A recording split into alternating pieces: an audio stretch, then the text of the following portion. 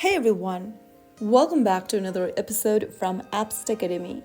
Today I'm going to be guiding you through how to change your avatar on Reddit application.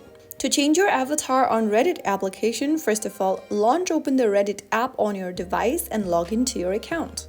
Once you're in the home page, tap on your profile icon at the top right corner and then click on the profile button. Now click the edit button right next to your profile avatar and tap the plus button with a little camera in it right underneath your avatar on the top left.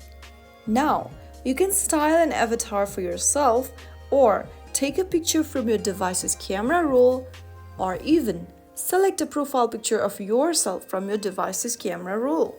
I'm just going to choose the library option over here in order to add my own photo. Choose a picture you'd like to use as your avatar and tap on done. Right after you do that, click on save at the top right corner to save your new profile picture. And that's how you easily change your profile picture or your avatar on Reddit.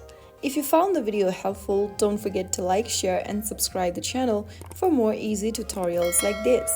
I'll see you in the next episode. Thank you for watching.